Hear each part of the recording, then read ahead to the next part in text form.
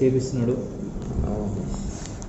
వాటిని మొలక ఎట్టొచ్చింది అని అంటే భగవంతుడే మొలక ద్వారా యంత్రం చూపించినట్టు. లోపలికి పోతే మొలక ద్వారా కాయలు చూపించినట్టు, చూస్తే చెట్టు ద్వారా కాయలు చూపించినట్టు.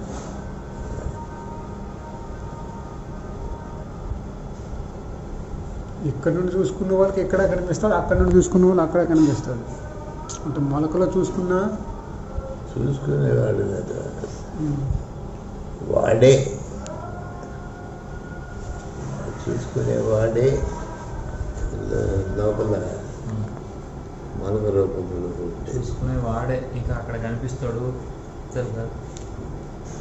అక్కడే మీకు మాకు తేడా వస్తుంది గురువుగారు. చూసుకునేవాడు చూడబడేది ఒకటే అనేది మీ లెక్క. సత్యం అది. లోపల చూస్తే చూసుకోబడినవాడే చూడబడేవాడు. ఇప్పుడు ఎట్లేందంటే గురుగారు, శ్రీనేమో కొంత అసత్యం మాట్లాడండి, కొంచెం అబద్ధాలు చెప్పండి అన్నట్టు అయిపోతుంది. చెప్పి వృధానే, మళ్ళీ అబద్ధాలు చెప్పినా మేము విన్నా వేస్తే. మాకు అర్థం కాకపోయినా మీరు అట్లా మాట్లాడడంలోనే ఉంది. అబద్ధాలు చెప్పండి గురుగారు మా తరఫు నుంచి కొన్ని అన్నట్టు ఉన్నది. అసత్య మాటలు అంటే మీకు అర్థమయ్యేలా చెప్పాలంటే చెప్పాలి. అసత్యాన్ని మనం సత్యం చేయాలి.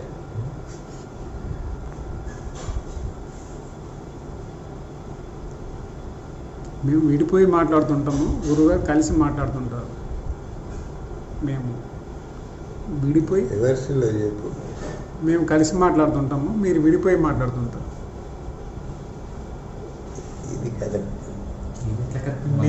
నేనేమంటుందంటే మీ నుంచి మీరు విడిపోయి మాట్లాడడం గురించి మేము అనట్లేదు. నేను నుంచి శ్రీనివాస్గా విడిపోయి నేను శ్రీనివాస్ నుంచి మాట్లాడుతున్నాం.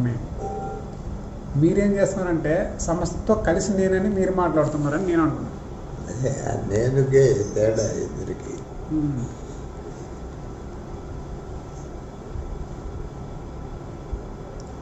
ముందే సబ్జెక్ట్ కనిపించంటే ఇంకొద్ది కన్ఫ్యూజ్ ఉంటుంది.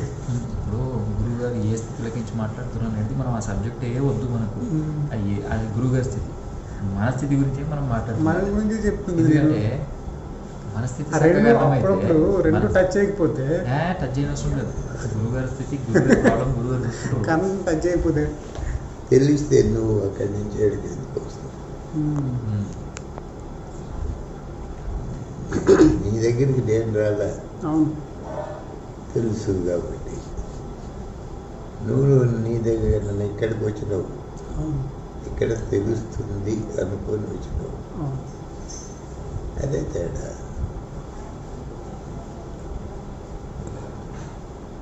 అంతే గురుగారు, అందుకే వచ్చింది.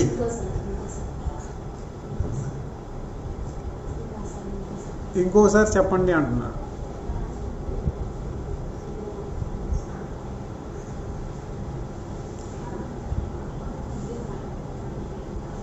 రోగి డాక్టర్ దగ్గరికి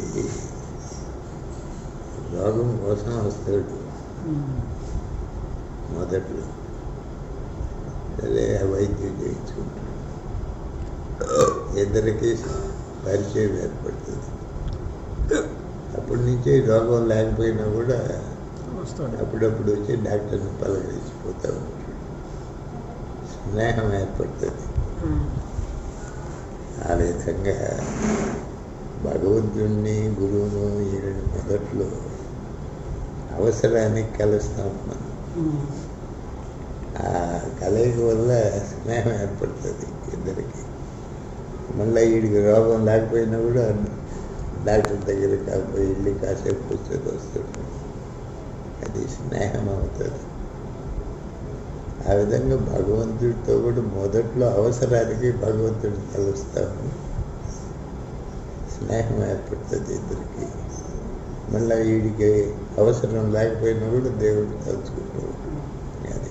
అది భక్తి. అవసరానికి పోయి కలిసేది ముక్కు.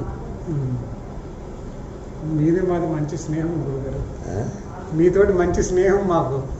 అంటే ఇప్పుడు నీకు అంతా అర్థమైపోయిందంటే లెక్క.